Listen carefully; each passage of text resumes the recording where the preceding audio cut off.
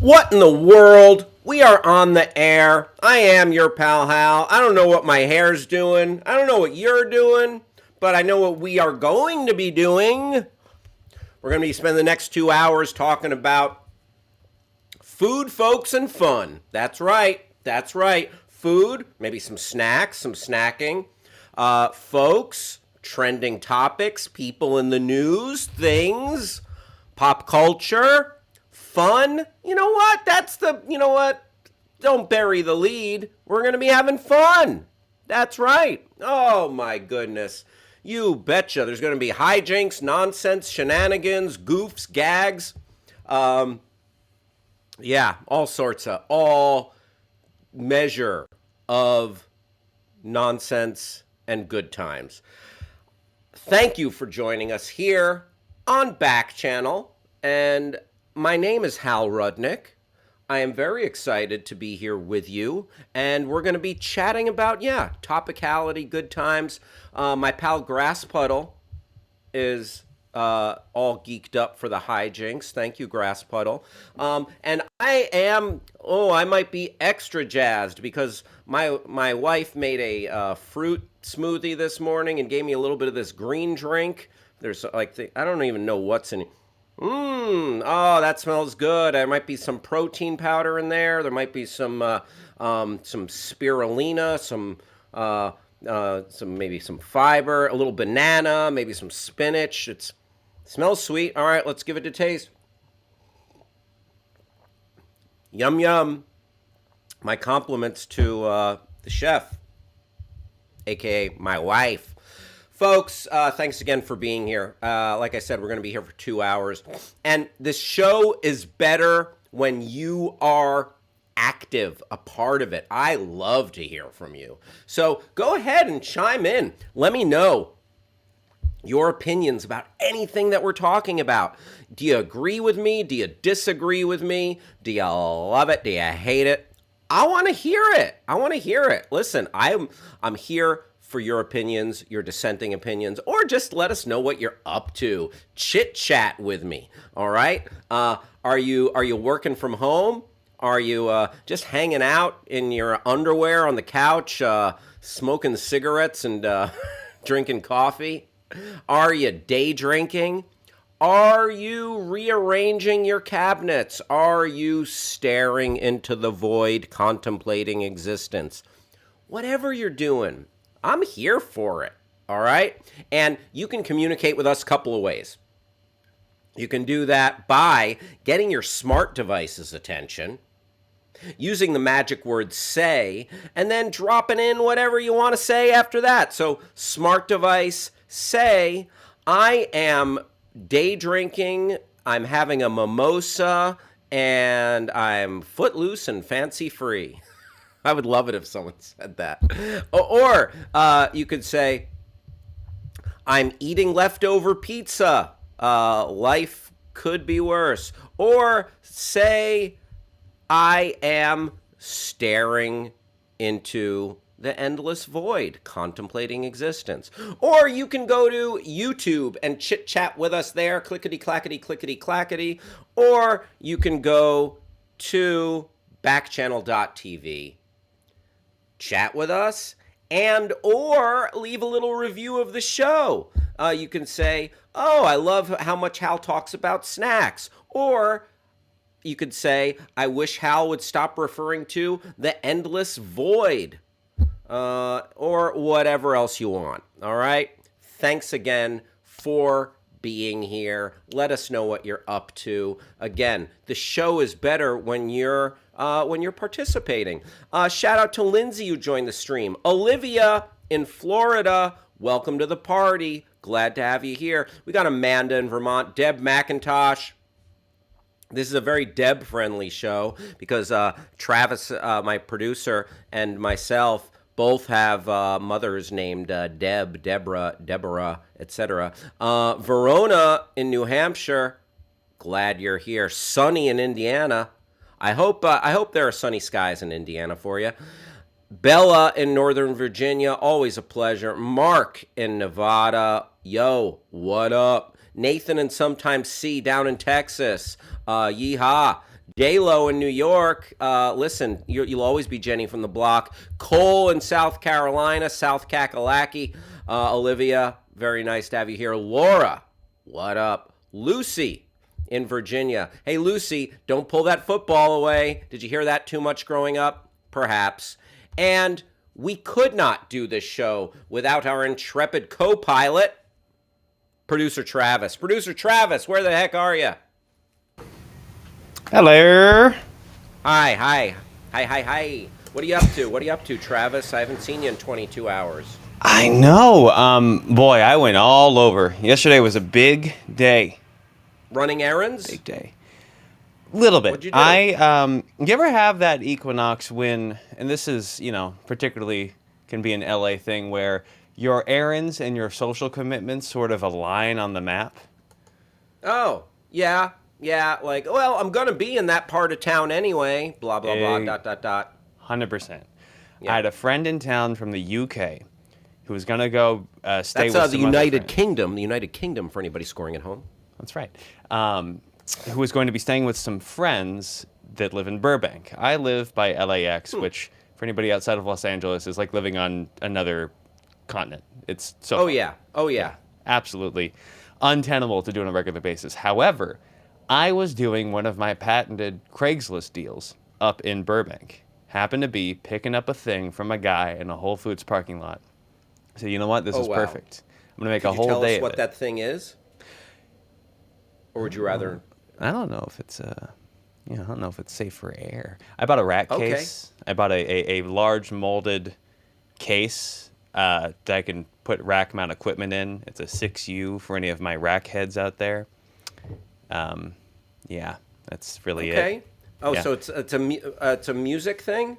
Or Somewhat. what? It's like I don't even know music what you're or talking any about here. any kind of equipment. So it's funny. There's a Okay. bunch of rack stuff behind me, but you can't see that. It's because a couple times recently I've had to take some of my recording equipment mobile, and a lot of these things are sort of devices, and they're loose. I don't like it, the way I've had to set it up. So what I can do is mount them in this molded case, so it becomes like a thing I can just bring and have. If you've been on film sets, usually the sound guys will have something like that, or it's just a bunch of like stuff in a case. And that was the start of my adventure. Around 2 p.m., hung out in the Whole Foods for a minute, spent too much money because the guy was running late. And then I said, hey, I'm going to jet over to your place in Burbank because it's really close because I'm still in Burbank. Of course, it still took another half hour because Burbank is huge, I guess. But from there, got to catch up, had some social times, went to K-Town, did some room karaoke, and just had a blast. Oh. It was great. What'd you sing? I was actually manning the controls. I was just fielding suggestions the whole time. You didn't get up and sing, though? Nah, I did. I pitched in when the group numbers came around, but no, I wasn't feeling the let me just go ahead and take this one real quick. All right. Yeah. Listen, you do you. I could not help myself because I am a stage hog, a performer, a steamroller, I couldn't help myself. Hey, and that's what gets you where you are. But this is a question I was wondering how people feel. I feel differently when it comes to bar karaoke. I do not mind. I have no misgivings about being solo on a stage with a room full of strangers-ish doing karaoke. Right. Room karaoke feels super weird to me. I Always prefer has. bar karaoke. Yeah? I don't mind room karaoke, but I like being on stage in front of a room full of strangers. Yeah. That's my happy place, Yeah, that's Travis. That's my safe space. Yeah. Oh, my phone's ringing. Let's see who it is, all right? We're Sure. doing this live on air, All right. okay? Hal takes the phone call. I'm the idiot that didn't shut my ring off. That's a hell of a ringtone. Hi, you are live on the air with your pal Hal. Hello, you are live on the air. Go for your pal Hal. You are live on the air. Go for your pal Hal. And I'm going to hang it up. There you go. That's how that works. We're not afraid. Right. Hal takes a phone call. There you go. Good. Travis, producer Travis, the best Chiron guy in the biz. Thanks. Should we do that more often, Travis? Answer the phone like that? I feel like as long as we know it's a consenting party, from what I understand, that might have something to do with it. There's something about Excuse me. recording phone calls in California or something. Oh, well, If yeah, only I'm there going was to tell them you are live on the air. Oh, yeah, there you go. I was, so, yeah, so if they don't want to be a part of that, then... It'll be just like that. Yeah, it'll be just like that. Yeah. There you go. I think it's one of the 24 phone scammers I get calling me every day. That would make sense. They seem to like you very much. Or dislike me. That's why they target me. That's true, because you have been pranking them nonstop. Oh, I love to answer the phone. When they ask me my name, I love to tell them my name is something like Freddy Krueger or Dracula Frankenstein or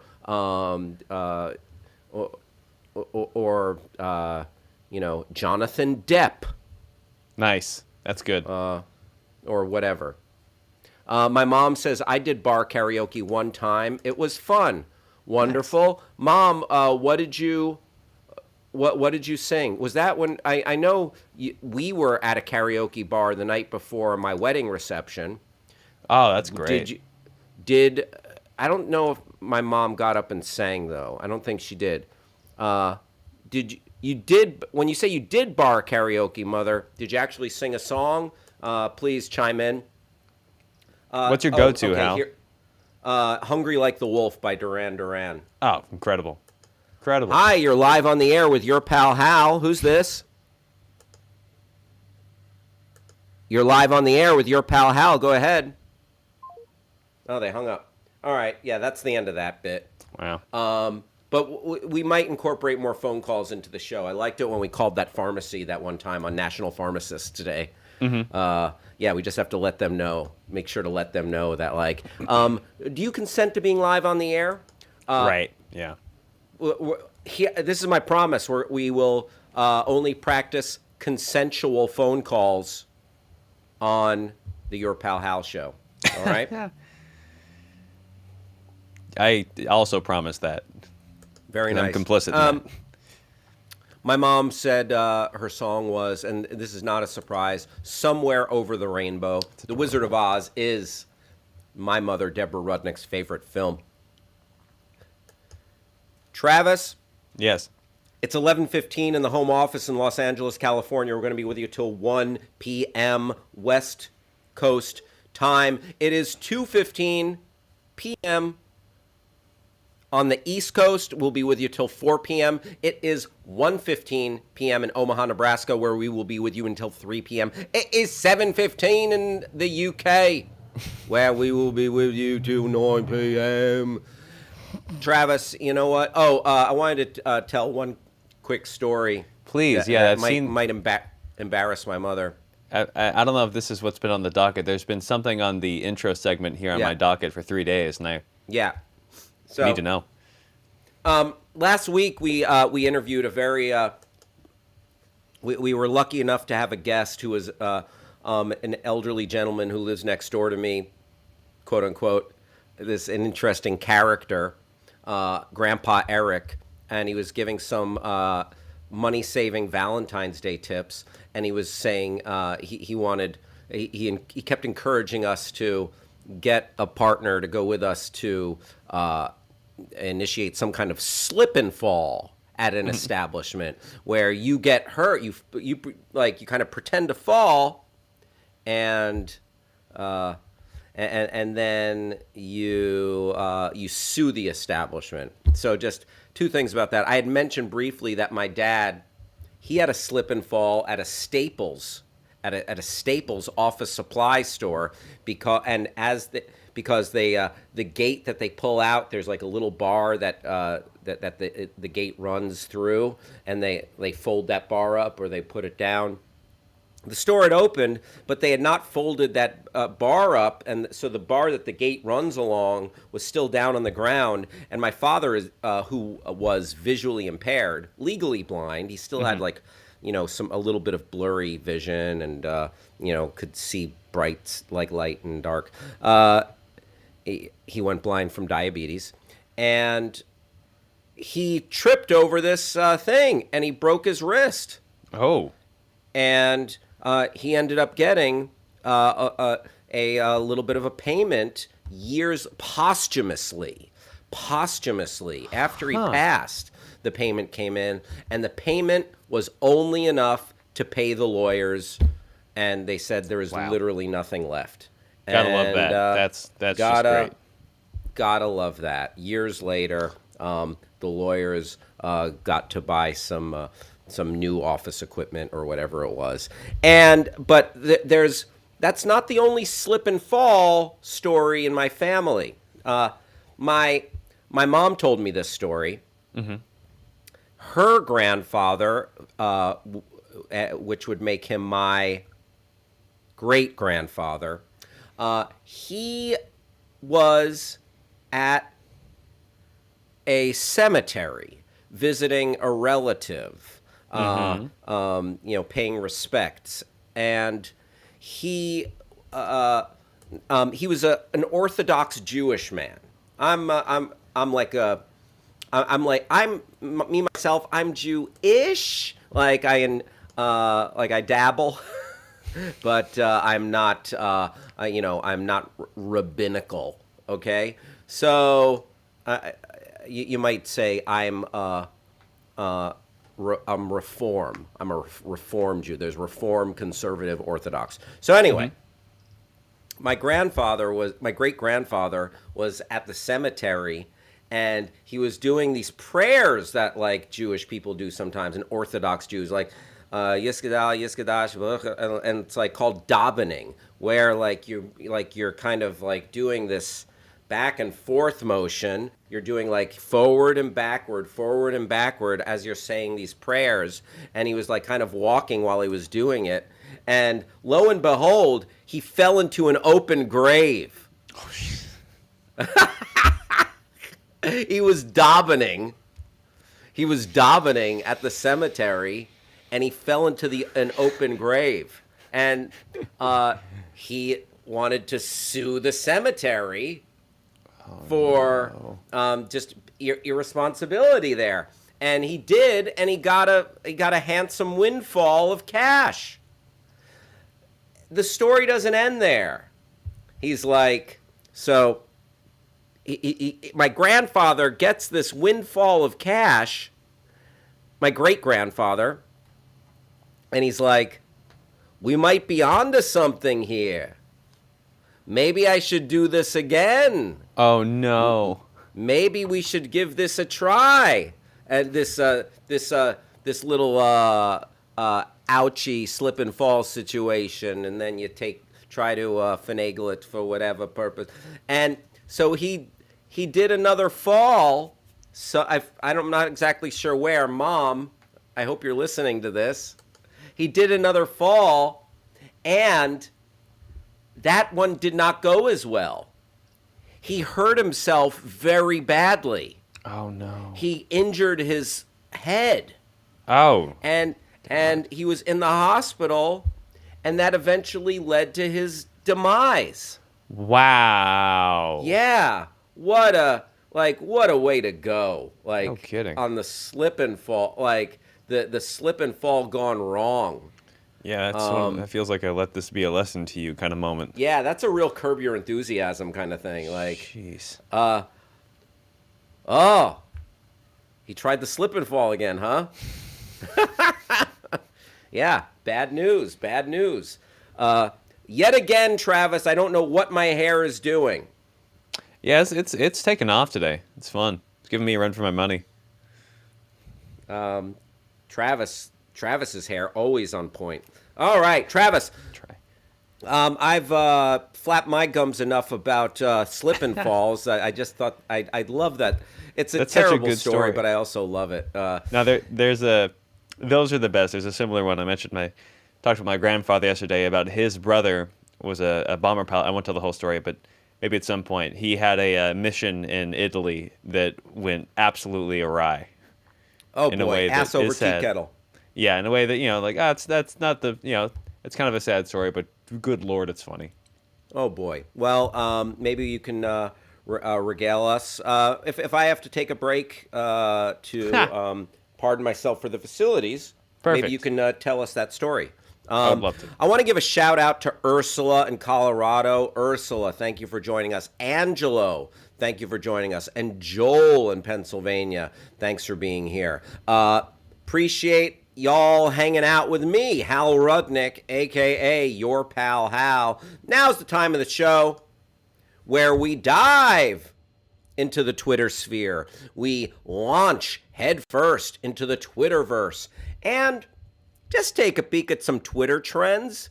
What's trending as far as the tweets, as far as Twitter, as what's caught our attention here?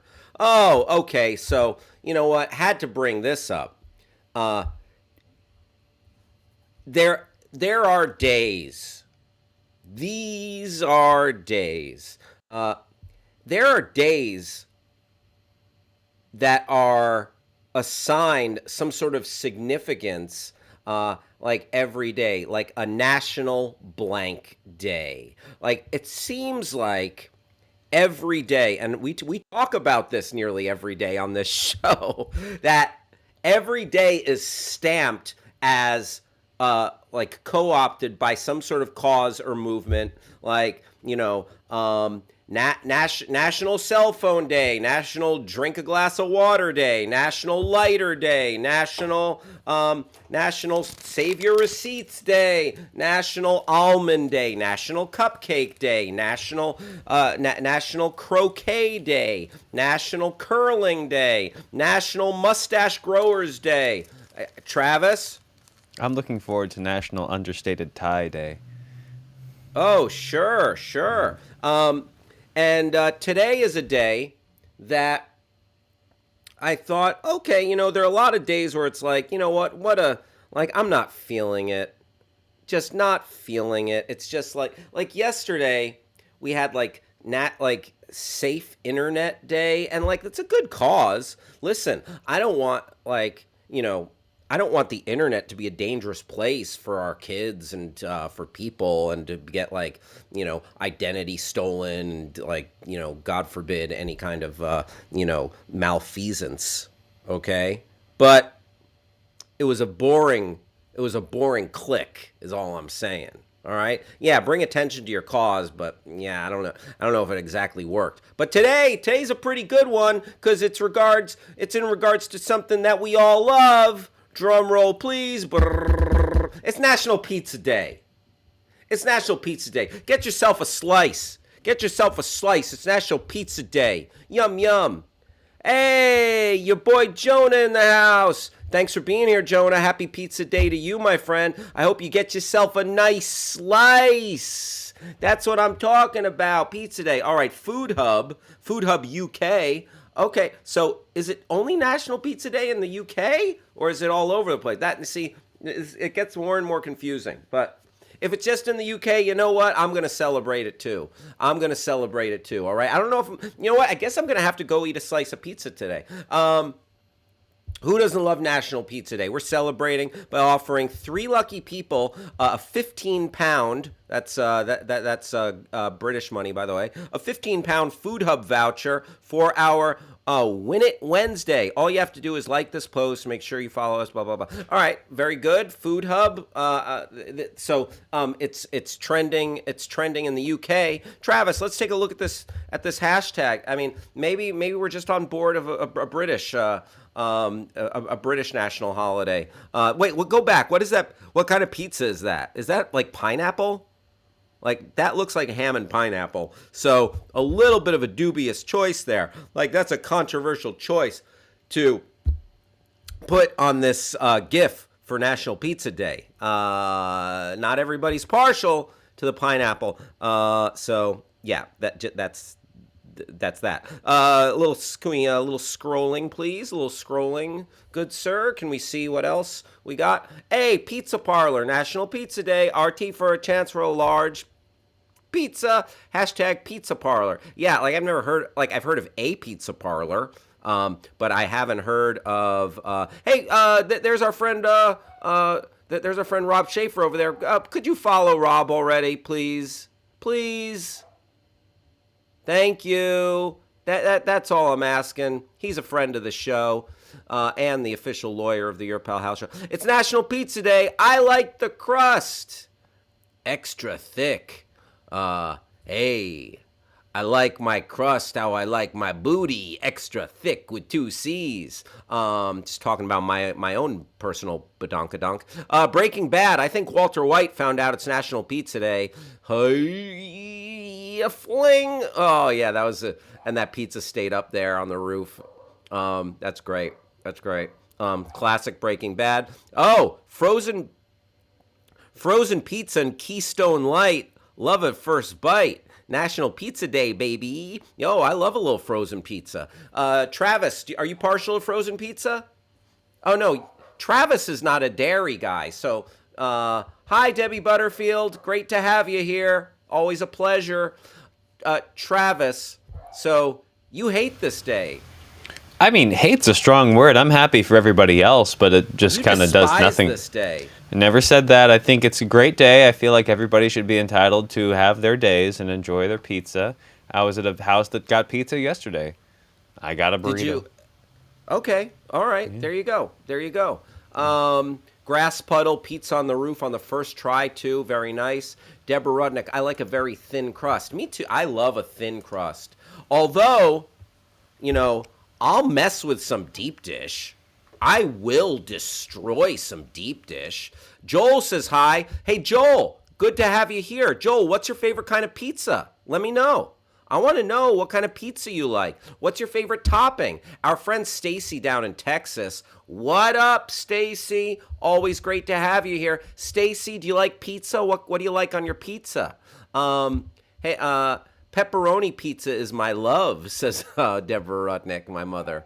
Very good. Oh, I love that. Like, Mom, next time I see you, we need to go for pizza or order pizza next time I'm back in Jersey, the great state of New Jersey. What are your toppings? What do you like? What do you like on your pizza? Good afternoon, Stacy.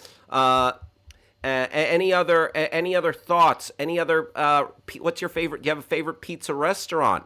Deep dish is where it's at, says Rob Schaefer. Oh yeah, I will crush some deep dish, and there's a couple of deep dish places. Like Chicago is like a mecca for deep dish. You have Lou Malnati's and you have Gino's. There's a Gino's that opened here in California. Like, man, that stuff looks so good. Looks so good. What's the deal with this? What's the deal with this Detroit pizza? It's like, it's like more sauce but what is Detroit pizza? Travis, can you find me a picture of Detroit pizza? Sorry to bug. Stacy said, Stacy's hanging out with is that Tracy? Today. Very nice. Stacy says, if you want good pizza here in Texas, Mr. Jim's is where it's at. Very nice. Very nice. I'll file that away. Try to remember that, Stacy. Mr. Jim's down in Texas. How is Detroit pizza different? Instead of the large, flat, circular pepperoni that comes on most ordinary pizza, Detroit-style pizza features smaller, thicker slices of pepperoni that curl up into miniature cups as they cook. These cute little pepperoni cups hold on to their fat, but that's not. There's like a different. Detroit is like Sicilian, but not, says Grass Puddle. I'm gonna find it. Can you click on images of? It's like there it is with the sauce. Yeah, can you click on like the? Yeah, Detroit pizza is like the cheese and the sauce on top. Detroit, I mean, Little Caesars is from Detroit. It is owned by the Ilitch family, who own the Tigers and the Detroit Red Wings. Very good fun facts there, Rob Schaefer. So, yeah, I don't think I've had Detroit pizza, but I'd like a nice hearty sauce. I love those I like it when the pepperonis curl up like a little cup like that. That's good stuff. Looks like ketchup pizza. Yuck, says Debbie Butterfield. But yeah, if it's a nice sauce, though, what if it's a nice sauce? Yeah, like if it's like ketchup consistency, then yeah, no thank you. I'm out. I'm out. There is an Asian fast food chain. I believe it's from the Philippines, and it's out here, and there are several locations in California. It's called Jollibee. They have a spaghetti. They offer spaghetti, and I heard that spaghetti sauce is very much like a ketchup style consistency. So, Debbie, I'm right there with you. If it's too much like ketchup, yeah, that you can miss me with that. More from Stacy. Can Travis put up the Texas style pizza? Travis, can you search Texas style pizza for our friend and loyal listener Stacy? Can you see what comes up when you search Texas style pizza? Yeehaw! It's a Texas style pizza. What comes up? A pizza shaped like the great state of Texas? Oh my goodness! You got like a chicken cheese broccoli pizza. That that doesn't sound half bad on a thin crust there. That's a barbecue chicken pizza. Those are bell peppers. That's cheese. Yeah, and barbecue sauce as opposed to tomato sauce. Oh, a Texas barbecue chicken pizza. Gotcha. That's their whole deal. There you go. There. Anything else on that hashtag? Can we see that one more time, Travis? 11:33 right here on the West Coast, your Pal Hal show. Oh, that's some nice cheese. Don't forget to eat pizza today, fam. That's what I'm talking about. Ooh, that looks good. Debbie Butterfield says California Kitchen, frozen thin crust barbecue sauce, onions, and chicken breast pizza. It's great. Yeah, the California Pizza Kitchen does a good barbecue chicken pizza. National Pizza Day, we'll have ours al dente. Okay. All right, so have a slice. Cut yourself a nice slice of pizza. Shout out to Lokesh, who joined the stream. Greg, thank you for joining the stream here. Glad to have you hanging out with me, your Pal Hal. Travis's mom should try pepperoni pizza. Yeah. I mean, Debbie Butterfield, if you haven't tried pepperoni, it's pretty good. Stacy is absolutely a fan, and so is my mom. And you know what? So am I.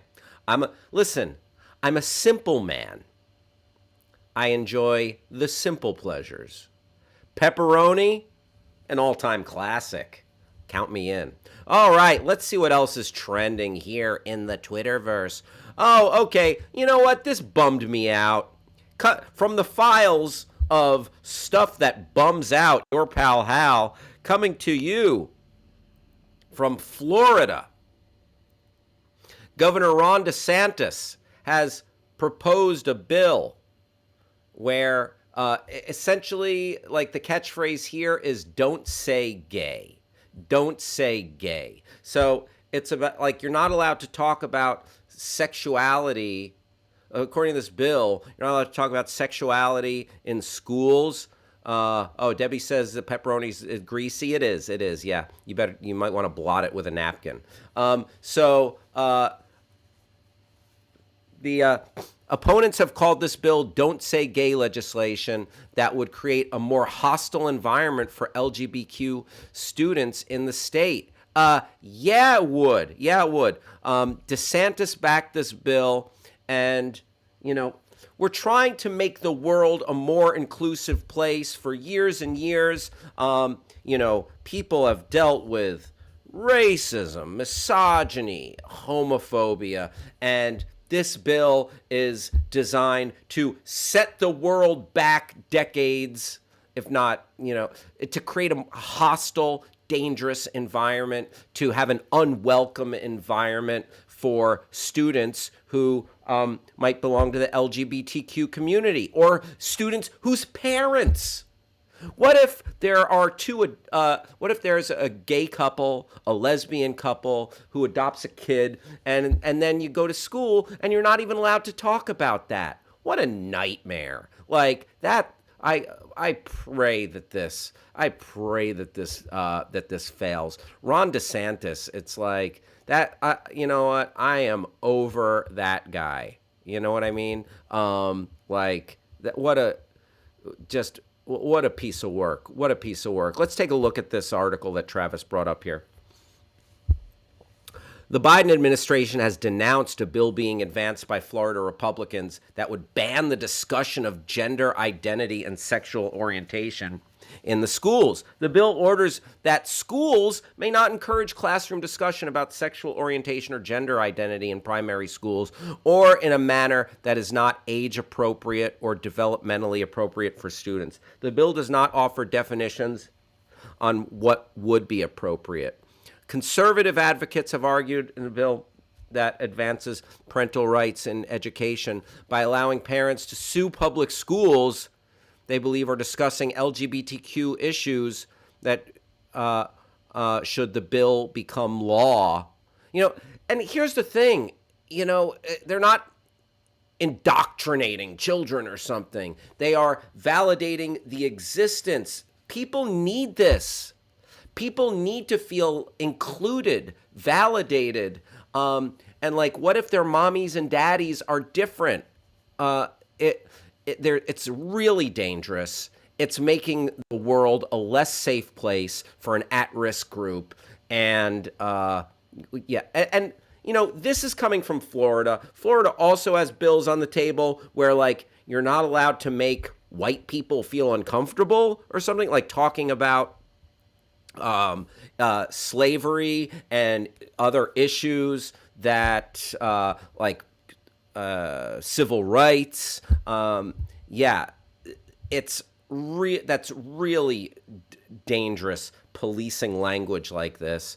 And, people need to feel uncomfortable sometimes, or just need to learn the hard stuff. It's, that's it.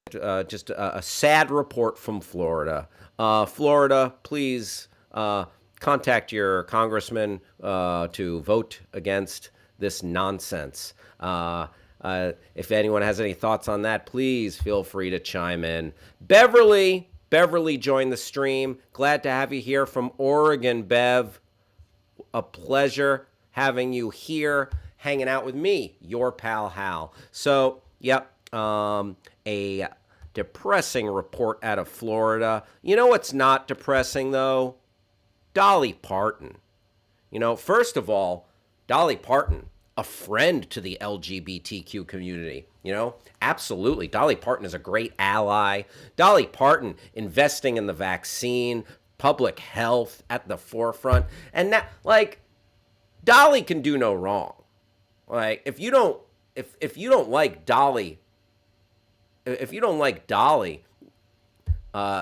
then I don't know what's wrong with you. Dolly Parton is offering to pay for college education or advanced higher learning for her Dollywood employees. So this is Josh Smith on Twitter, says, news from Dollywood. Dollywood Parks and Resorts today announced it will cover 100% of tuition, fees, and books for any employee who chooses to pursue further education. Programs to launch February 24th for all seasonal, part-time, and full-time employees, and they can enroll day one of their employment. How great is that? How great is that? If you're a young person working at the theme park. Oh, Grass Puddle. Our friend Grass Puddle says, I need to visit Dollywood someday. Me too. Dollywood just sounds like, it just sounds like a delightful place. Where is that? Like Branson, Missouri or something? I don't know. I don't know much about much. Is it near Nashville, Tennessee? Is it near Branson, Missouri? Is it, I don't even know. You know what? Maybe I should look that up. Travis, do you have any idea where Dollywood is located? Is it across the street from the Grand Ole Opry? I don't know. I kind of just associate it with that. Dollywood looks like is in Pigeon Forge, Tennessee. So yeah, you could go down to Nashville, Music City, go to the Grand Ole Opry, and then you can go to visit Dollywood in Pigeon Forge, Tennessee. There's a phone number right there. Travis, should we call and tell them they're on the air, and just what do you think? I mean, we want to congratulate him on the news. Yeah, you know what? Let's try this. What the heck? All right. 800. Oh, I Oh, missed that. sorry. 36. Okay. All right, we are calling Dollywood. We We gotta ask. Make sure they're cool. Thank you for calling Dollywood Streamore Resort and Spa. Can you hear that? We may be experiencing heavy call volume at this time. Your call may be monitored for quality assurance and training purposes. For our complete operating schedule, COVID-19 protocols, to purchase tickets, or to make pass holder reservations, please visit our website at dollywood.com. Please select from one of the following 5 options. Oh, there we go. To plan your Dollywood theme park experience, press 1. To make a reservation at Dollywood's Dreamore Resort, press 2. To plan a visit to Dollywood's Splash Country, press 3. To inquire about Dollywood cabin rentals, press 4. For online payment plan questions, press 5. I don't know. For information on our recently announced Heart Song Lodge and Resort, please visit dollywood.com/heartsong. We will begin taking reservations. All right. I pressed 2. I don't even know. Thank you for calling Dollywood Streamore Resort and Spa. Please choose from one of the following 4 Oh my options. goodness. For Wow. questions about an existing resort Yep. reservation, Yep. individual reservations in a group block, or travel agent reservations, Yep. please press 1. For all. Thanks for calling Dollywood Streamore Resort and Spa. This is Tina. How may I help you? Hi, you're live on the air. Do you mind talking to us on the Your Pal Hal show?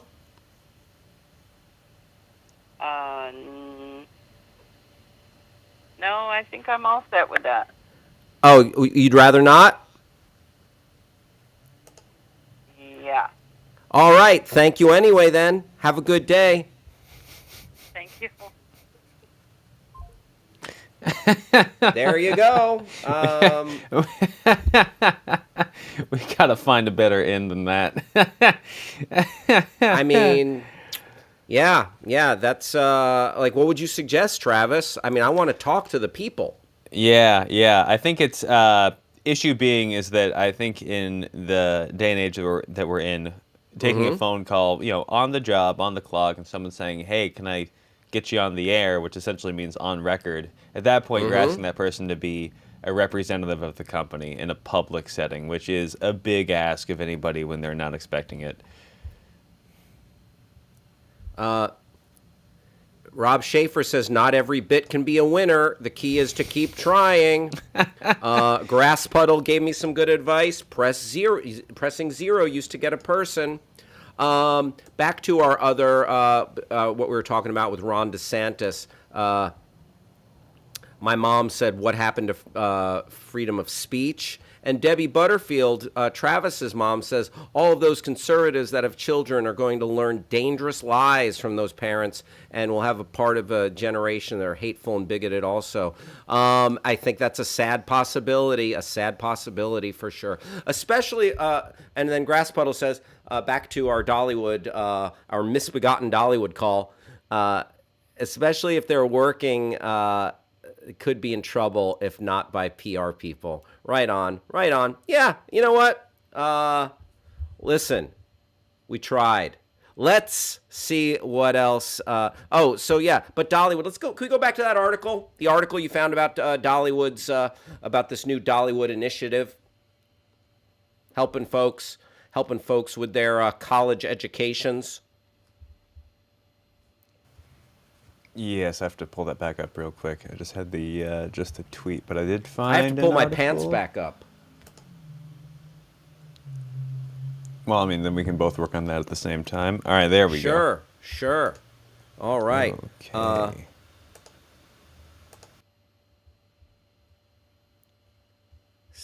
Beverly says hi. Very nice. All right. Dolly Parton fans are calling upon the singer to be made president for allowing the latest announcement regarding her Dollywood theme park in Tennessee. It was announced on Tuesday, February 8th, that Dollywood Parks and Resorts will cover 100% of tuition fees and books for any employee who chooses to pursue further education. Program, which is launched later this month, will be available for any Dollywood worker for the first day of their employment. Joint owner, Dollywood's joint owner, Hershend Enterprises, said the program would enable employees at all levels to follow their personal and professional dreams. That's lovely. Oh, wow. My mom, Deborah Rudnick, coming in with a Dollywood fun fact. Dollywood is bigger than Coney Island. Very nice, very nice. When our hosts strive to grow themselves, it makes our business and community a truly better place. There you go. All right. Hooray for Dollywood. Travis, sad news today. R.I.P. to the hard copy magazine, the in-store paper edition of Entertainment Weekly. Oh, I used to have a subscription, I think, to Entertainment Weekly back in the day, like in college or when, or at some point in my life. But magazines, like, we're going paperless. The world is going paperless. Magazines are not what they used to be. Like, when was the last time you bought a magazine? They're going the way of the dodo. Breaking: Barry Diller's Media Group will stop publishing print editions of Entertainment Weekly, In Style, and 4 other magazines it acquired last year. The titles will live on digitally. So, yeah, I mean, I used to enjoy that. I still like the feel of the paper, the glossy in my hand. I like it. My wife and I, I'm a noted wife guy. We enjoy reading. We get the New Yorker, which I don't always read, and then they pile up, and then I have them staring at me, and I feel guilty for not reading my New Yorker. And then we also get the Sunday New York Times. I love the Sunday New York Times. Like every day, like I'll go. I'll sit down and like have a little bite of breakfast, and I'll read a section of the Sunday New York Times, or I just go through the crossword puzzle all week. So I like a tangible thing. But, yeah, Entertainment Weekly. I had some good times reading that Entertainment Weekly. And it is going the way of the dodo, the hard copy edition, the Entertainment Weekly. Bye-bye. Any other tweets regarding the Entertainment Weekly, Travis, that you... Not that I can see. Nothing about sales or anything. All right. R.I.P. Entertainment Weekly on hard copy edition. And it'll live on online. It'll live on... But it's like, yeah, we have all the magazines and all the info and everything we need right here on our phone in this tiny little supercomputer that we scroll through. I mean, the news comes on the Twitter timeline. You know what I'm saying? So there you go, Entertainment Weekly. Those pages cost money. Costs money to crank out all those magazines. Who's buying them? You know where's a good place to have a magazine or to buy a magazine? The airport. Like, if you are on an airplane, you can watch a movie, but sometimes you want to read. Sometimes you want to do a crossword puzzle or something. So magazines are very good for air travel because you don't always have access to, there's not always Wi-Fi. There's sometimes there's not even always movies. Travis, what's up? I found the memo from the CEO to the company. All right, let's hear what the CEO. This is the CEO. Whoa, okay. All right, Yeah. we'll it's a real tome here. Let's All right. Apparently, Effective this today, is on the heels of the reason I think it's so long is because this does eliminate, I think, 200 jobs in the print sect for Entertainment Weekly. Oh boy. Yeah. That's sorry to hear that people are losing their jobs. Team, effective today, we will no longer be printing monthly magazines for Eating Well, Entertainment Weekly, Health, In Style, Parents, and People en Español. Oh, sorry, Spanish people.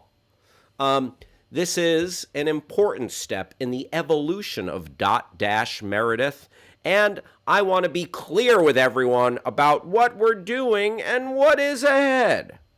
We have said from the beginning, buying Meredith was about buying brands. Dios mío, says Grass Puddle in regards to Spanish People magazine. Not magazines or websites. It's about brands, not magazines or websites. It's not news to anyone that there has been a pronounced shift in readership and advertising from print to digital. And as a result, for a few important brands, print is no longer serving the brand's core purpose. Don't you get it, people? As such, we are going to move to a digital-only future for these brands, which will help us to unlock their full potential. These brands are among our most successful, important, and fastest growing digital properties. And the online audience for Parents, In Style, and Eating Well are each up over 40% over year. And all of these brands have a bright future. The decision, all right, we've read enough of that. So there you go. The CEO giving a bunch of corporate speak about downsizing the printed magazines, moving them to online, lowering their overhead, all that good stuff. God bless you. You know what? I enjoyed reading Entertainment Weekly back in the day, and maybe I'll visit their website sometime. Or maybe not. You never know. I'll keep you posted. All right, one more trending topic. Oh, boy. You know what? The bad news just keeps on coming. So Chernobyl. Yeah, you remember the HBO miniseries. Did you know it's an actual real place? Yes, of course.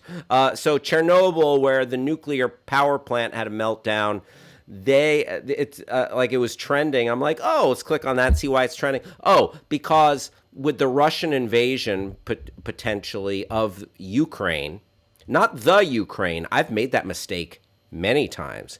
Just Ukraine, not the Ukraine. With the Russian invasion of Ukraine potentially in the offing here, they're training for street combat in Chernobyl and all like the empty, burnt out buildings. Ukraine soldiers prepare for urban warfare in the ruins of Chernobyl. It's like, wow.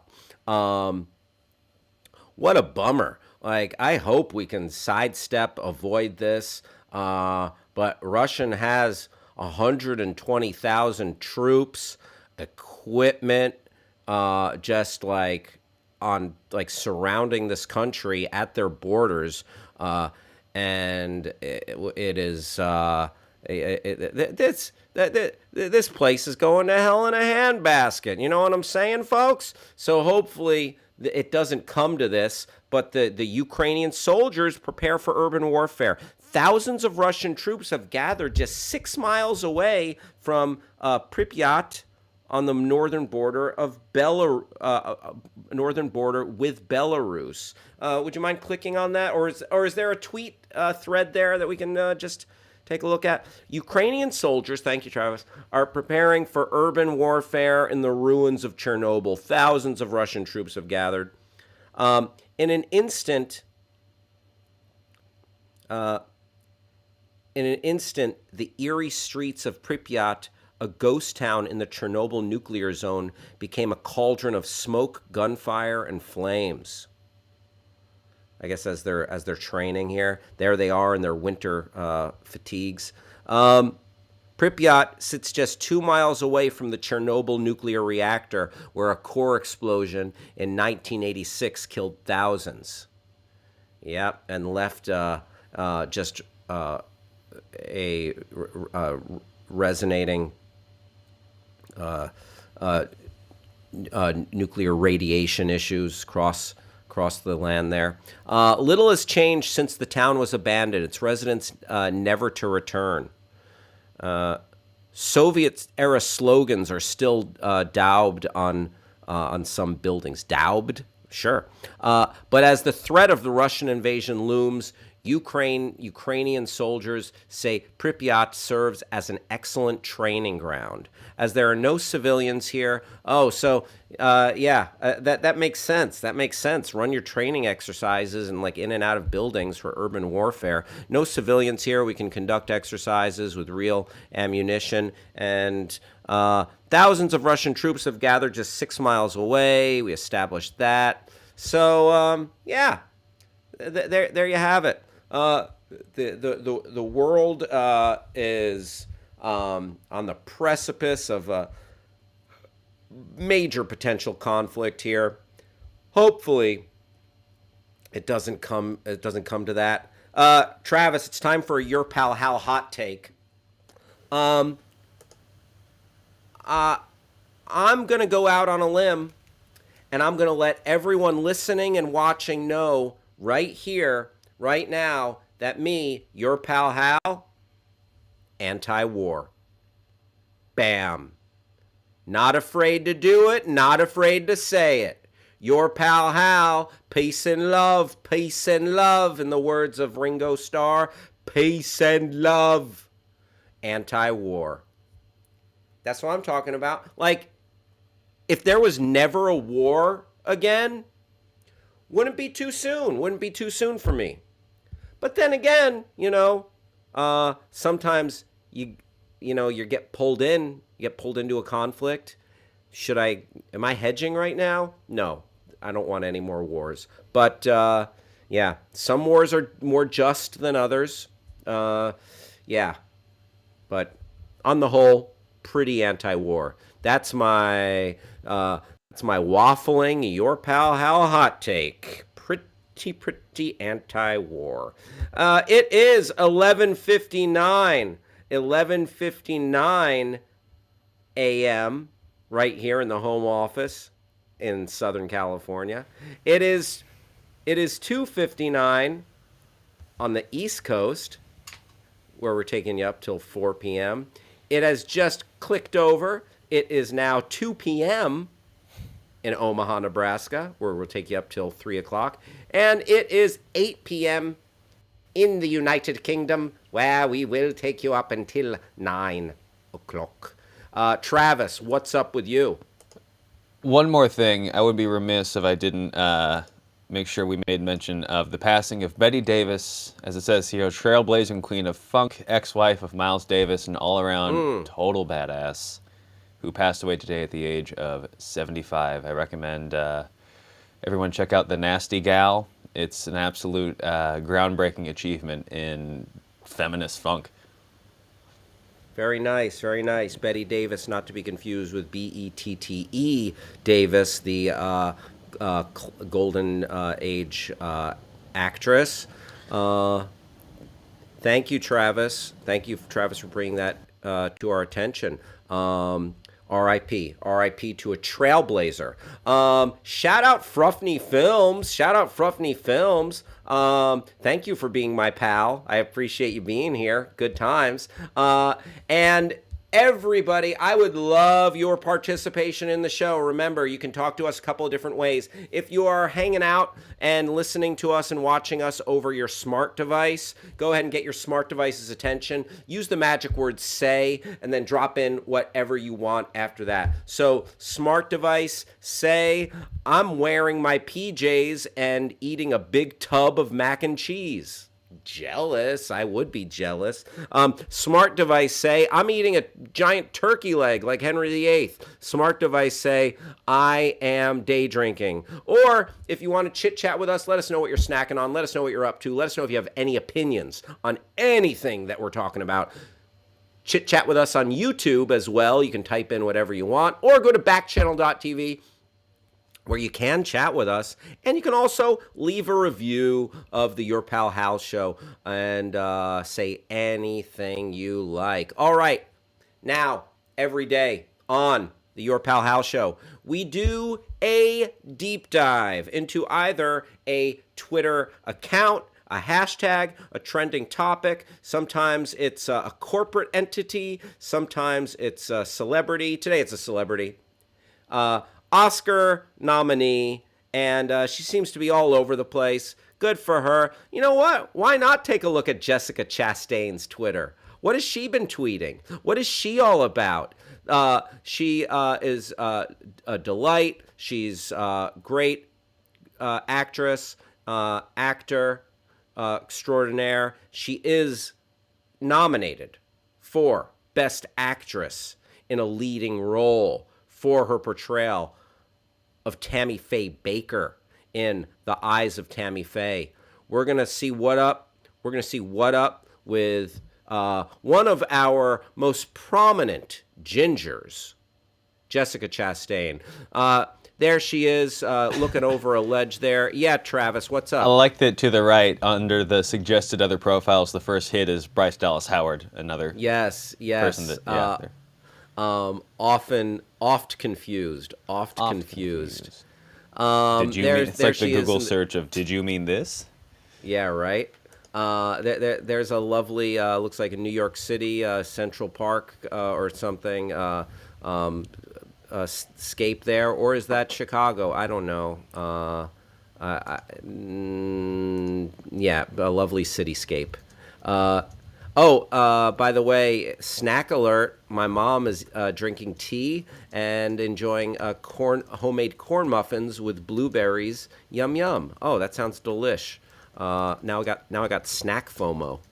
All right, Jessica Chastain. Her bio says, "You are fully and unconditionally loved." Hashtag the 355 is now in theaters and on demand. Well, is everyone fully and unconditionally loved? Travis, you're here. Can you answer that question? I mean, I would certainly hope so. You got to believe that somebody out there, at least at one point in their life, has that. I'm going to say yes. I'm going to be an optimist today. I'm going to say yes. All right. You know what's not fully and unconditionally loved?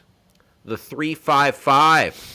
Yikes. The reviews, not great. The box office, subpar. Yeah. Sorry about the all-female action spy adventure, the 355. It underperformed. Yeah. I mean, it is what it. Listen, I'm just talking reality here, Travis. I don't wish it. I have no ill will towards the 355. Grass Puddle chiming in with some snack news. Ate some Wanakana and Milanesa for lunch. I'm not exactly sure what that is, but it sounds real good. Fruffney Films, I love the Oscars. It's my Super Bowl. My wife and I make sure to watch at least the Best Picture, Director, and Acting and Supporting nominees. Then we do our picks. Winner gets $50. I love that. Fruffney, I'm right there with you. The Super Bowl is my Super Bowl because I also like football. But I watch the Oscars every year. I've watched them since I was a kid, and I do try to watch as many of the films as I have access to. And I'm very, I'm happy we're in a day and age where they come to streaming a little sooner than they were available in the past. I really want to see that Japanese entry into the Best Picture race, Drive My Car. Fruffney, I appreciate where you're coming from. Love it. All right, let's dive back. Oh, Milanesa. The Milanesa is South American variation of Lombard veal Milanese, or the Australian Wiener Schnitzel, where generic types of meal-breaded cutlet preparations are known as a Milanesa. I love that, Grass Puddle. Thanks for I'm already hungry. That might have pushed me over into hangry. No, but enjoy it. All right, Jessica Chastain. Let's take a look at a couple of her tweets here. She's got 875,000 followers. Not bad, not bad. There it is again. You are fully and unconditionally loved. You know what? I might want to be a naysayer. I might want to be I like to talk crap, but that's a nice thought to put out there. I don't know if it's completely true. Listen, it took me, I had to go on a journey to hell and back to learn to unconditionally love my dad. Okay, TMI? I don't think so. We all have complicated, people have complicated relationships. And so, it's not a layup, unconditional love. But it's a lovely thought, and it is something to strive for. You know what? Let's embrace it. Travis was probably right. You are fully and unconditionally loved. You know what? For the moment, anyway, in the world of Jessica Chastain, which we are in right now, we will feel it. We'll feel the unconditional love. Yes. Fruffney chiming in. The 355 might have done better if it was called the 420. And Grass Puddle chiming in, appreciating Fruffney's movie watching dedication. Yeah, that's some good movie watching. Like if you can get all 10 or 9 or however many Best Picture nominees under your belt, viewing-wise, that's pretty solid. Fruffney says she may not be talking about people. She might be talking about her iPhone. That's true. That's true. I love my technology. I love my technology unconditionally. Yeah, I love my car unconditionally. You know what? I'll give you a perfect example of unconditional love. As a dog owner, you gotta love your pets unconditionally. They know not what they do. They're just doing their best with their instincts and their however they've been like socialized with people and stuff. So shout out to unconditionally loving your pets. My pet who passed away over the summer, Millie. Oh, unconditional love for days. She could do no wrong in my eyes. Whether she peeped or pooped in the house, forget it. Fruffney says, I have tons to watch this year. I've only seen Dune out of the nominees so far. Oh, Fruffney, step your game up. Get on it. You got a little time. You got, a month until the ceremony. All right, back to Chastain. Let's see what is up. If champagne at 8 a.m. is wrong, I don't want to be right. So here she is. This refers to her getting the news of her Oscar nomination. There she is, I guess, shooting some sort of role, like that blonde hair. I would assume it's for something. And there's a buffering circle of death going around that champagne cork. If you want to scroll down a little bit more, Travis, let's keep it going.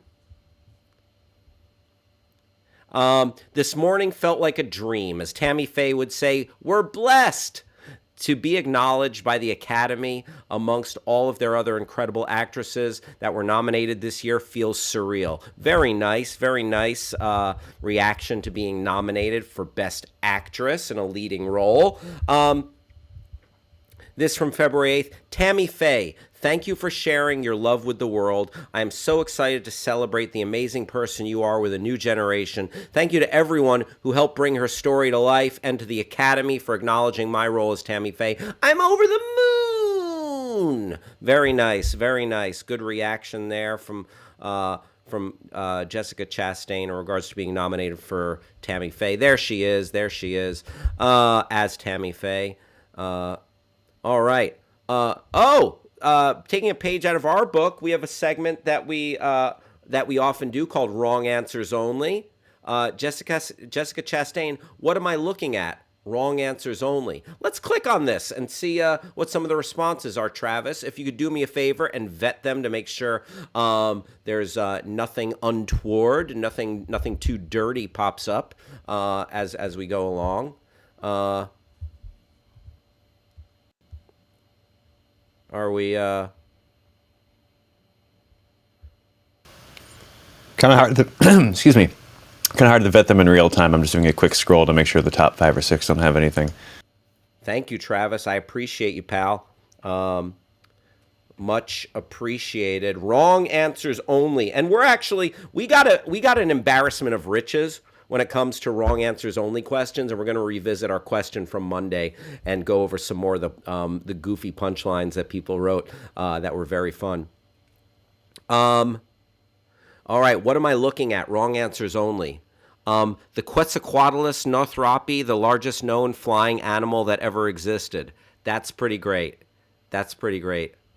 Fruffney had a good answer. I'd have said she's looking at her Oscar competition. There you go. There you go. Brie Larson, POV, you're my mirror. Very nice, very nice from Captain Marvel herself, Brie Larson. Rare footage of the early days of Spider-Man. Wow, look at this guy. Oh, snap. But you know what? He got up and he was still with it. He was still with it. There you go. Guy falling off the top of his refrigerator. You watch your fans on the phone and peek lest someone spy on you. For example, Gianluca Passi, remember your comedy video from the past where the binoculars. Very nice, very nice.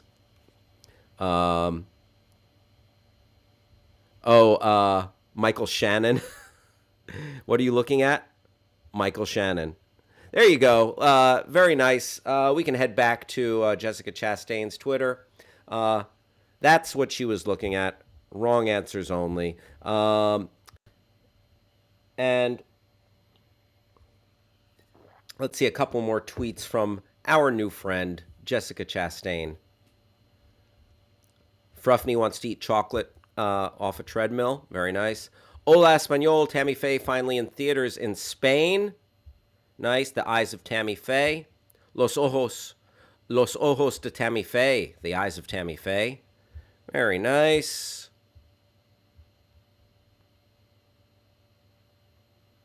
Oh, just like a real sharp outfit with an arresting color scheme, like a purple, a blue purple pant, yellow shirt. There's a new queen in town, Eyes of Tammy Faye, opening in the UK. There you go.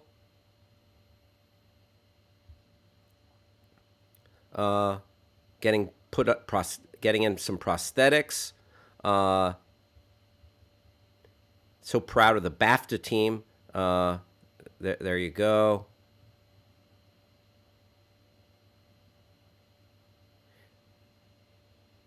Equal Rights Amendment. So pleased to be filming in Wilmington, North Carolina, where the city and the county passed resolutions supporting Equal Rights Amendment. Let's see North Carolina be the next state to ratify.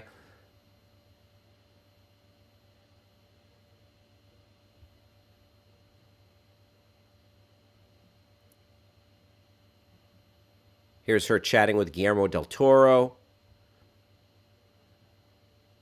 All right. Fruffney Film says she certainly is a very beautiful person. Yeah, I mean, 355, plugging that.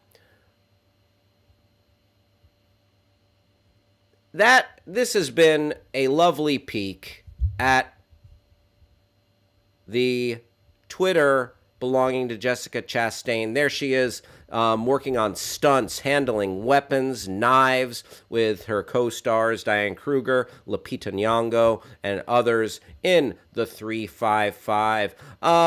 Yes, very lovely, delightful Twitter presence there, filled with positivity, filled with gratitude. You know what? The feel-good Twitter of the day belongs to Jessica Chastain. I enjoyed it, and enjoy her. Best of luck in the Oscar race. My pick is leaning towards Olivia Colman for The Lost Daughter as far as Best Actress there. All right, it is 12:16 in the home office, Southern California, and 3:16 on the East Coast, 2:16 Omaha, Nebraska, 8:16 London, England.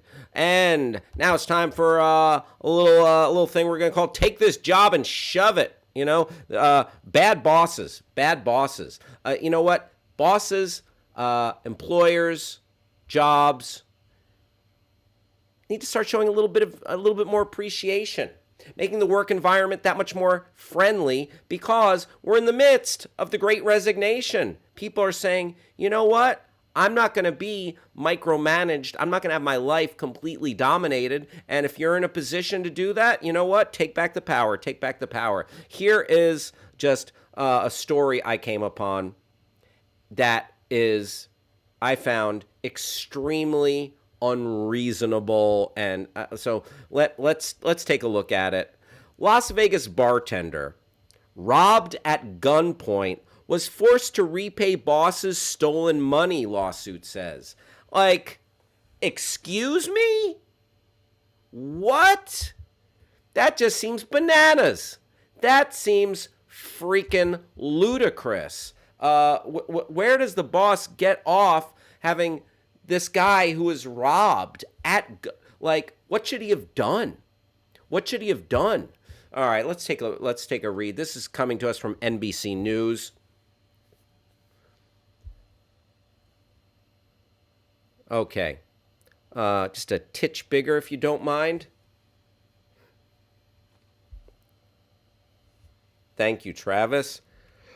A Las Vegas bartender was robbed at gunpoint, then forced to repay his company the stolen money, according to a lawsuit filed by the employee. Like, if Rob Schaefer's listening, any thoughts on this lawsuit? Edward Parker was working at the Lodge Halapwai early December 4th, 2020, when a gunman entered, ordered him to kneel on the ground, and put his hands behind his head, while the armed assailant took all the money that was at the bar, according to a Clark County civil complaint filed last week. Edward was terrified during the ordeal and feared for his life as the gunman got away with $3,937.35, the lawsuit says. His bosses then presented Parker with a repayment form, and worried he'd be fired, he signed it, the lawsuit claims. It alleges that his paycheck was docked $300 at a time before the nearly $4,000 debt was paid off by the end of June.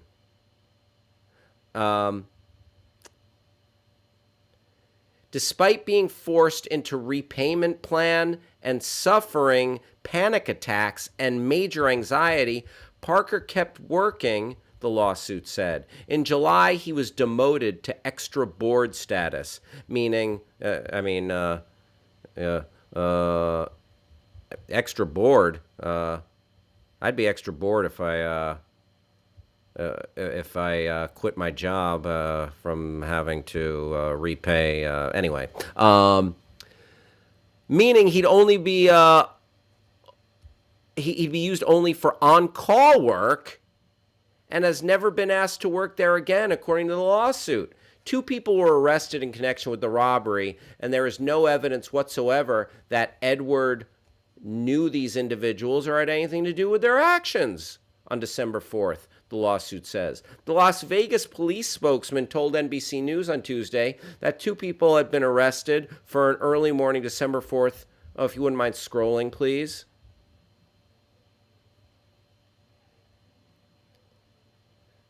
The early morning December 4th robbery at an address matching the location of the Lodge Hualapai. The spokesperson declined to reveal additional details, but said neither is named Edward Parker. A lawyer and other representatives for the Lodge Hualapai couldn't be immediately reached for comment Tuesday. Fruffney, fun comment there. Twist ending. The gunman was his boss. That's who. Oh, an inside job. Rob Schaefer says, federally, there is no law forbidding this. Employers are allowed to deduct employees' wages for walkouts, breakage, or cash register shortages. Rob Schaefer coming in with the facts. But yeah, that just, like, to me, that stinks. I get that, like, you need to, like, if the restaurant business is tough, owning a bar, tough. Like, you need to cover your butt.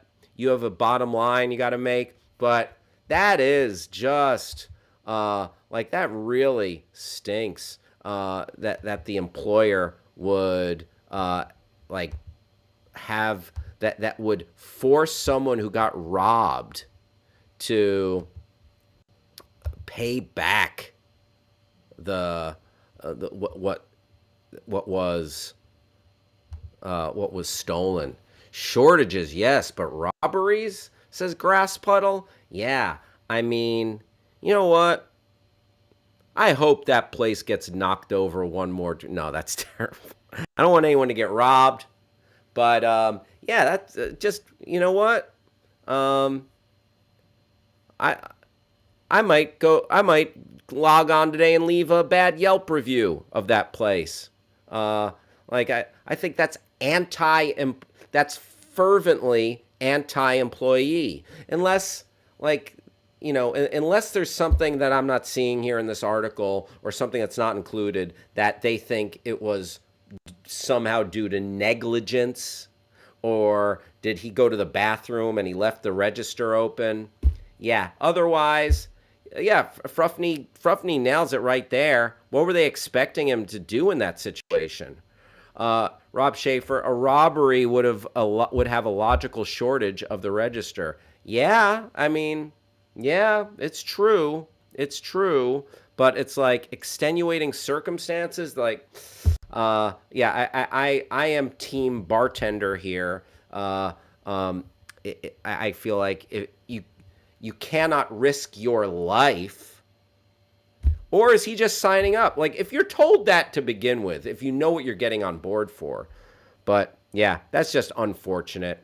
I am absolutely team bartender, not employer, all the way.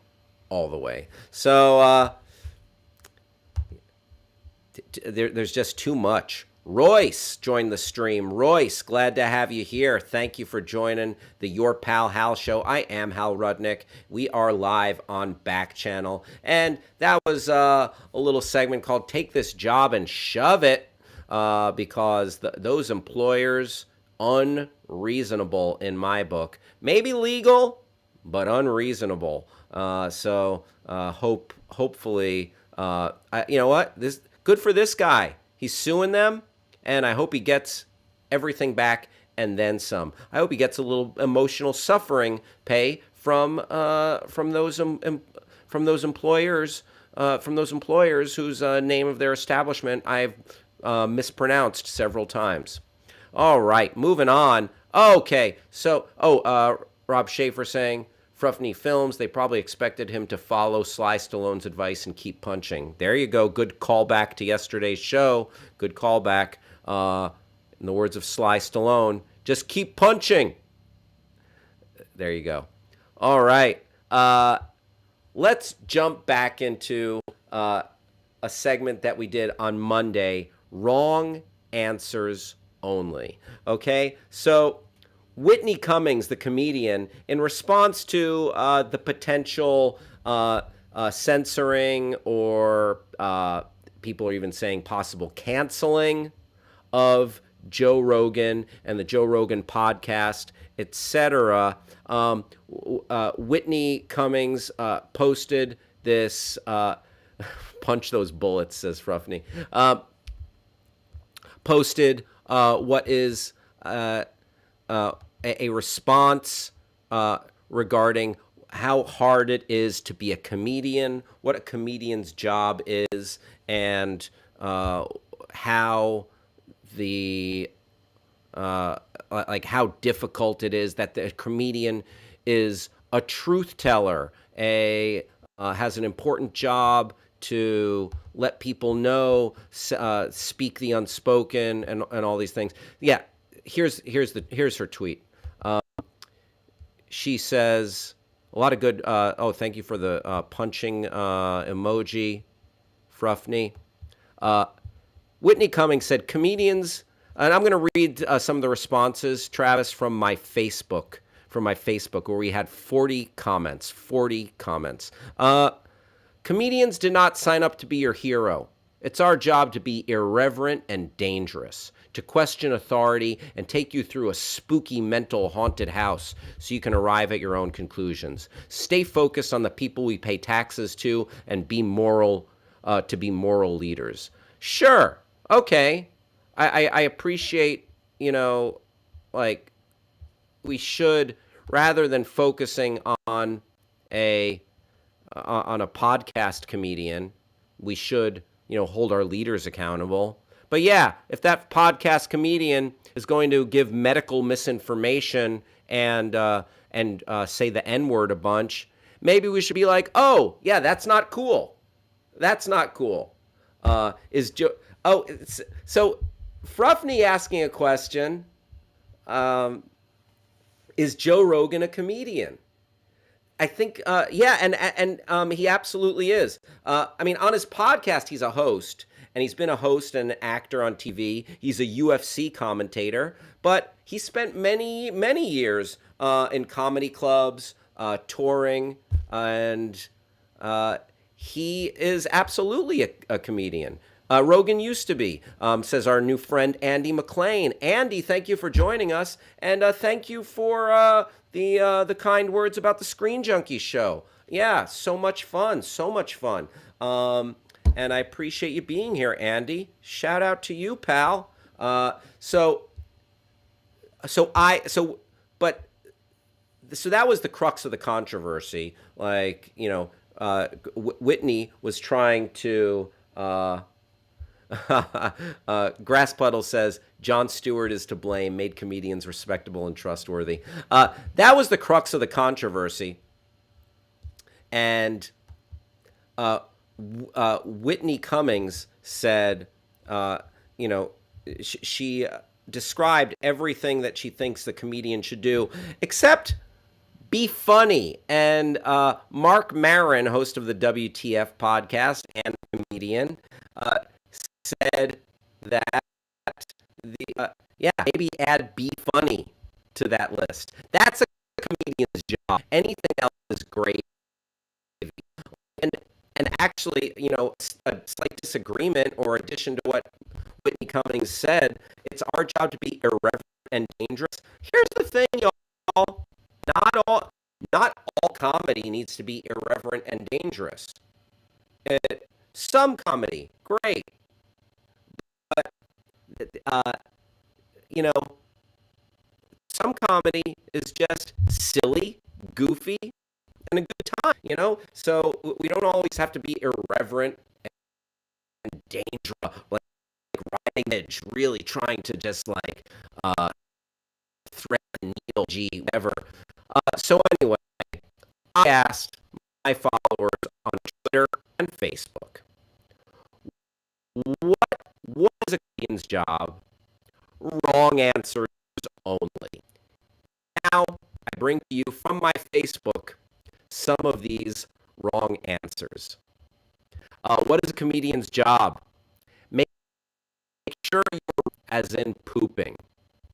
I mean, yeah, but isn't that a job? Matt Jackson said cable.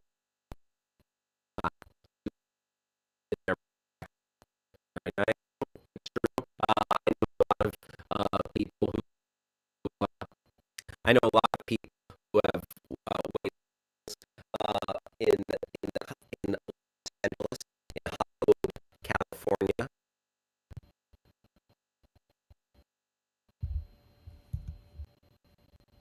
Oh, we're having a little bit of an issue here. Travis, are you there?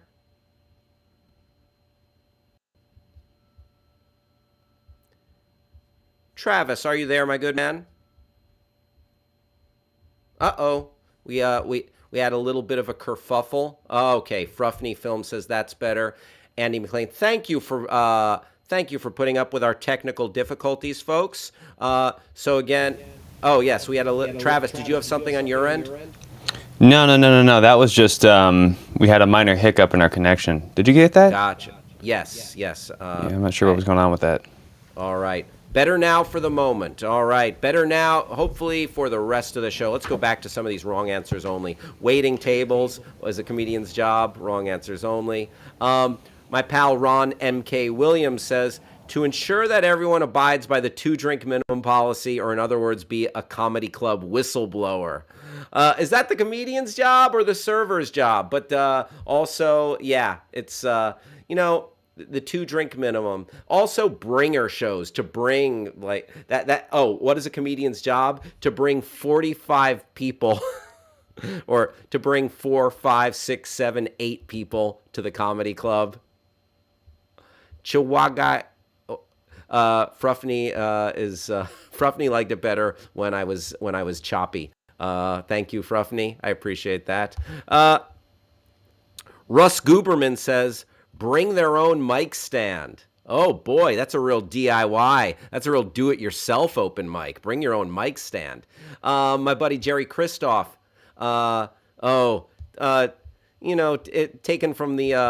Taken from the Louis C.K. files, asking if it's okay to do such and such. Well, Louis C.K. didn't ask; he just did it. So, that's a whole nother ball of wax there. What's a comedian's job? Wrong answers only. The whole point of doing comedy is to not to have a job. There you go, from my friend Wayne Spencer. Jason Picar, what is a comedian's job? Everyone knows comedians have to be the fact checkers of society, ensuring that no misinformation is shared. Yeah, right. Very good, Jason Picar. Jason Serrano, to have a couple of bumps for the MC. Oh my goodness. Comedians, I guess comedian's job is to do cocaine in the green room, according to Jason Serrano.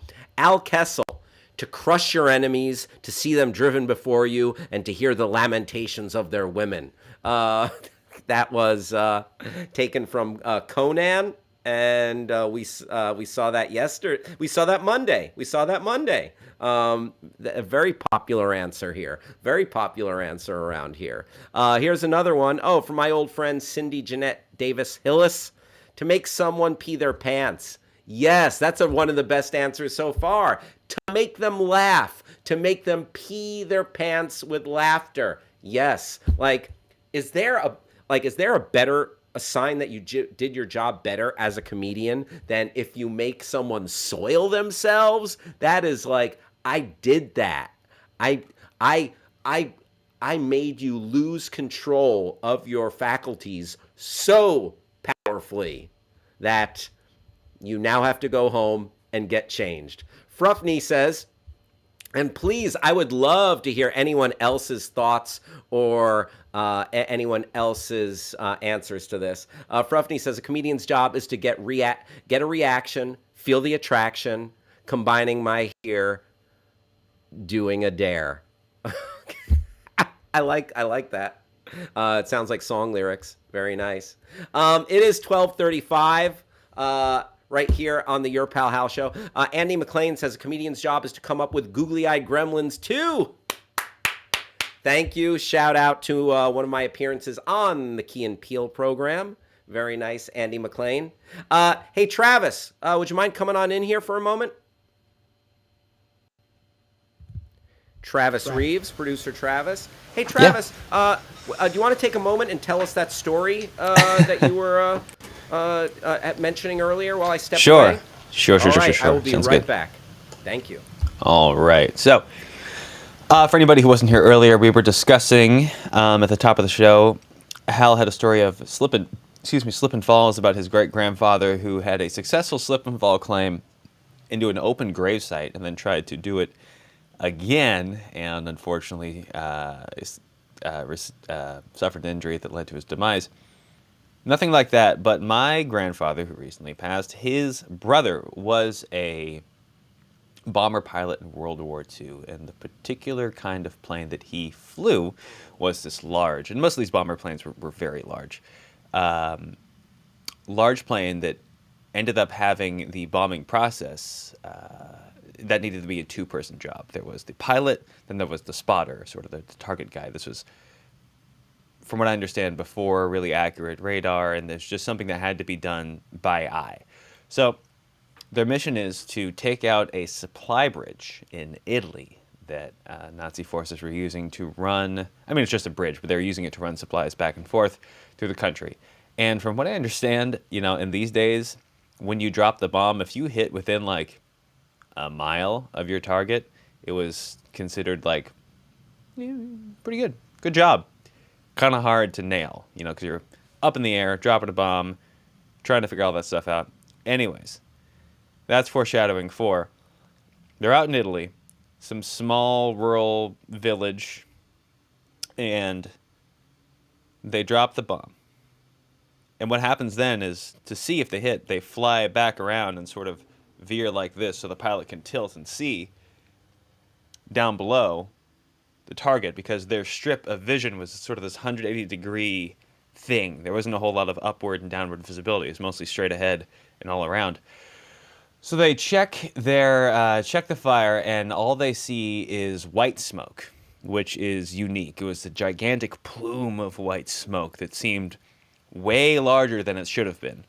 And they can't tell what they hit. They couldn't see the bridge, couldn't see anything. They said, all right, we're just going to have to go back home, and we'll see what the word is on the ground. So they land, and they get back to the base, get into the hangar, and they're like, all right, we hit something. And they see a commander get off the radio all pissed off, and they go, God dang it, Gaffy, you hit the spaghetti factory. And they had, in fact, hit a pasta making facility, and all that white smoke was flour that had been jettisoned up into the atmosphere. Which, from what I understand, there were no casualties. The village had been evacuated, but which is a nice happy ending, and just pretty high comedy in terms of collateral damage. That's great. Yeah. That's great. Yeah.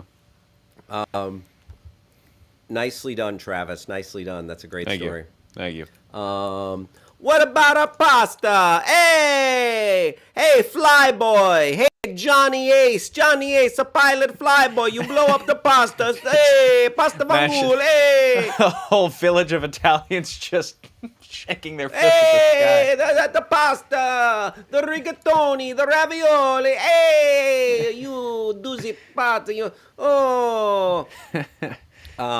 Is that a war crime? Says Grass Puddle.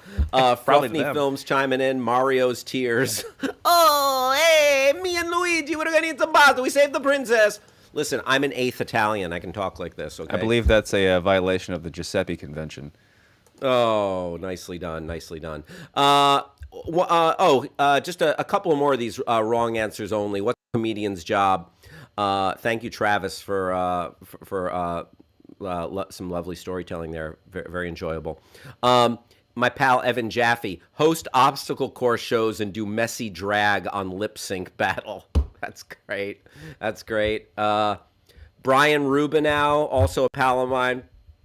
A comedian's job is to show his family clips from Mr. Show with Bob and David and then cry when they don't get it. I mean, yes. Absolutely, yes. Showing your parents something that you find funny or hilarious or life-changing, whether it's Mr. Show or whether it's, for me, it might be showing my wife a sketch that killed me from Tim Robinson's I Think You Should Leave, and then having her feel kind of lukewarm about it. My wife and I very much have the Venn diagrams of our senses of humor definitely cross over, but then there's stuff that my stuff that she doesn't quite dig, and her stuff where I'm like, yeah, I could take or leave it. Fruffney Film says, my grandfather got angry at a guy that was walking towards him and kept moving in his way as he approached. It was a mirror. That's great. A memorable moment indeed. And Tim Greer says, a comedian's job, this might be like an old-timey traveling comedian, to distract a room full of people with while a seemingly innocent child passes among them and steals their valuables. So a comedian is just like creating the distraction for pickpockets. um, uh, here's another one from Jake Lloyd Bacon. To find out what else is going on. So, yeah, what else is going on? That's here's my best Jay Leno. Hey, so what else is going on? What else is going on? Oh, did you hear about this? Did you hear about this? To ask people, did you hear about this? Or to ask people, what's the deal? What's the deal? Yes, Fruffney chiming in. Also a fan of I Think You Should Leave. Very nice. Yeah, I love that show. Jennifer, glad to have you here. Thank you for joining us. Jennifer, what are you up to today? Thank you for being here. Are you eating any snacks? Are you working from home? What are you up to? Caden joined us. Caden, pleasure having you here. So those were some more wrong answers only, everybody. We got some fun ones there. Thank you to everybody. And if you want to participate in this segment we do just about every week, wrong answers only, please go ahead and follow me on Twitter. I am posting those questions. Or just hang out here and answer me when I ask you for your wrong answers. I appreciate everybody being here, by the way. It is 12:43, and you know what? You thought we got controversial before when we were talking about Ron DeSantis, that cur. You know, that's a put down that you don't hear as much anymore. Someone calling someone a dirty cur. Ron DeSantis, not a great guy down in Florida. So we got controversial then. We got controversial talking about Joe Rogan, that rascal. But now we are going to get extremely controversial as we open up Reddit and we are jumping into the Ask Reddit thread. The Ask Reddit thread, and I hope you're ready for some controversy. What is the most controversial food opinion you have? And also, everyone who's with us right now, go ahead and hit us with a controversial food opinion. I want to hear it. I want to know, do you have any hot takes? Do you have any hot takes on like weird pizza toppings? Is there a weird condiment that you mess with? What is something you do food-wise that will drive people nuts? And I'll give you one right off the bat. My dad used to eat this, and as a kid, I tried it, and now as an adult, it's been a few years since I've had one, but I do eat these every so often as an adult. Peanut butter and bacon sandwiches. Peanut butter and bacon. People don't always love those. That's not a flavor combo that everyone has tried. Also, I'll give you one more. A piece of apple pie with a slice of American or cheddar cheese on top. A nice slice of yellow cheese. Ooh, yum.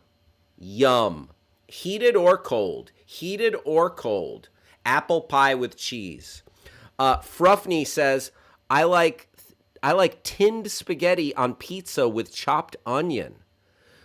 I can honestly say that is something I've never tried. So when you say tinned spaghetti, is that like spaghetti in a can, like kind of Chef Boyardee spaghetti? Interesting. Grass Puddle, knowing our friend Rob, executive chef and lawyer, Renaissance man, Rob Schaefer. Maybe you shouldn't listen to this. All right, let's crack open this thread and see some of these controversial opinions. Travis, feel free to jump in if you have any controversial food opinions, which I know you do. Hey, Travis, actually come in here. Come in here for 1 sec, please. Travis, producer Travis, are you in the house? Yes. Producer Travis, bend the knee to peanut butter. Nope. Travis, accept peanut butter as your master and bend the knee. Nope. Get out of here. All right. Producer Travis.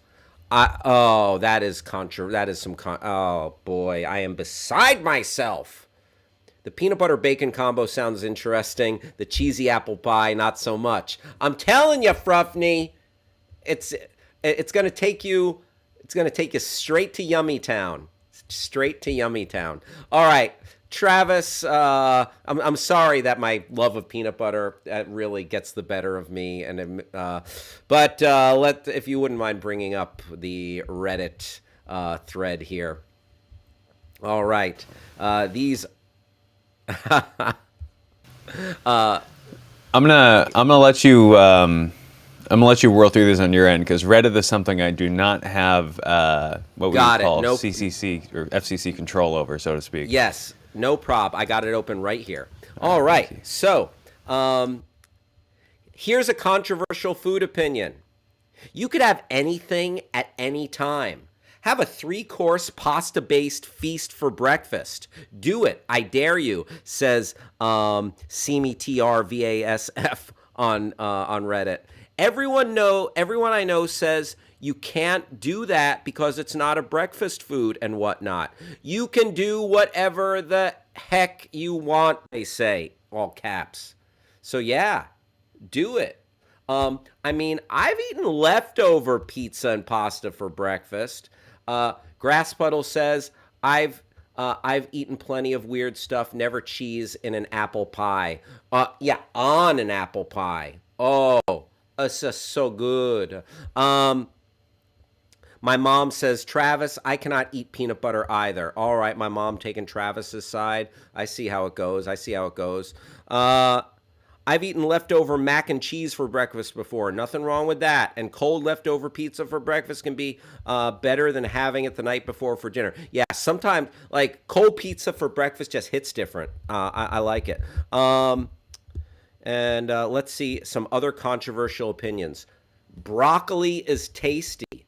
I like broccoli. So that not controversial in this house. Broccoli, I am there for it. Michael just joined the stream. Michael in Wisconsin. Michael, how's the cheese? Michael from Wisconsin, I appreciate you being here with me, your pal Hal. Have you ever tried cheese on top of apple pie? Okay, that's my question for you, Michael. Fruffney said, I tried a cake that had wasabi in the icing. Was interesting, but not really nice. My mom saying, I used to love Reese's peanut butter cups, but not anymore. Yeah, she's developed a little bit of a nut allergy. Grass Puddle, I have eaten plenty of weird stuff, never cheese and apple. Oh, yeah. Fruffney says, I like broccoli. I pretend to be a dinosaur eating a little tree. Oh, bravo to your imagination and your childlike sense of wonder. Back to a couple of more of these hot takes on Reddit. Okay, I'm in Milwaukee, and this is controversial around here, maybe elsewhere too.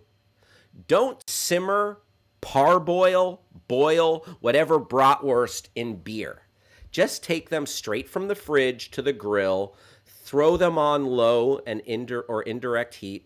Simmering in beer is a waste of time, waste of beer, and it causes fat and spices to leach out of the brats, lessening the flavor and the texture of the brat. All right, hot take. I wonder if our pal Michael in Wisconsin has any thoughts about cooking a brat in beer or not. Very interesting. Okay, you know what? I can get behind this. Here's a hot take. Here is a controversial opinion that I agree with. Muffins, says Zelicidele76. Muffins are just cake disguised as a breakfast food. Yup. Like, I really annoyed my wife for a while because she was she would eat something and I became very I really started watching my diet once my dad got very sick from diabetes and had like adult onset diabetes. And so Sometimes I'll be like, oh, you're drinking a glass of orange juice? That's a sugar bomb. Or like, oh, though that right there, sugar bomb, sugar bomb. I use the phrase sugar bomb a little too much. Muffin, a muffin, sugar bomb. Yeah. Sorry, not sorry. Brat better without beer, says Fruffney. Very nice. And let's see if there's any more. We got any more hot takes here on food. Oh, controversial, especially for my friends in the southern United States. Sweet tea is terrible if you count a drink as food. Sweet tea is terrible. And they say, this is from Broken Down Dryer on Reddit. I live in the South USA, and that's very controversial. I'll say, yeah. And I'll tell you what, I'm not gonna do the sweet tea because sugar bomb. I really watch my P's and Q's. Fruffney coming back at us. During lockdown, I made my own Pizza Hut base. It has so much sugar in it. It's practically a donut. Wow. Yeah. That's funny. That's funny. Yeah, we don't realize how much sugar is in like stuff like sauces, barbecue sauce. There's my wife, Rebecca Halpern. Hal, you're skinny because you have good genes. She says, and you're a real jerk in the kitchen. Oh boy, I just got put on blast by my wife. All right, Rebecca, I'll talk to you about that in a minute. She's in the other room or downstairs. Thing. And we have this ongoing argument, or just like disagreement. Like, I keep in pretty good shape. And commentary on Hal's eating habits. I keep in pretty good shape. And my wife says it's because I have good genes. I think it's because I read the backs of packages and I eat like less than a serving, and I'm very particular for the most part. And that's just a glimpse. That's a glimpse into our. Hal eats potato chips like they're going. I mean, I do have a bag of chips right here. And he loves the Chiking, the Burger King. All right, too many secrets coming out now. Chips, salt bombs. Oh no, now everyone's turning against me. You're all turning against me. Oh my goodness. Total salt bombs. Fruffney, now the truth comes out. Grass puddle, chips, salt bomb. I love it. I love it. Too much fun. Folks, we've come to the end of our show. This has been too much fun. My wife also saying, I'll gladly be the ringleader on this takedown any day. Oh, what a turncoat. The Chiking is awesome, even though it's a salt bomb. Yes, grass bottle. And a fat bomb, a saturated fat bomb. We barely have time for our rejected segment, which is Hal treats a fake bird like he's a falconer. Fly crow. Fly, my crow. And it would have been like, but like 5 minutes of me treating this little fake crow like it was a bird of prey or a falcon. That was a rejected segment that we ended up not making a full segment in the show. Thank you everybody for hanging out. I appreciate all the participation today, all the cool people who hung out with us. Thank you to everyone at Backchannel. Thank you, producer Travis. Even though you don't like peanut butter, don't care for peanut butter, I appreciate you, sir. Thanks again, everybody. We'll talk to you tomorrow, 11 a.m. on the West Coast, 2 p.m.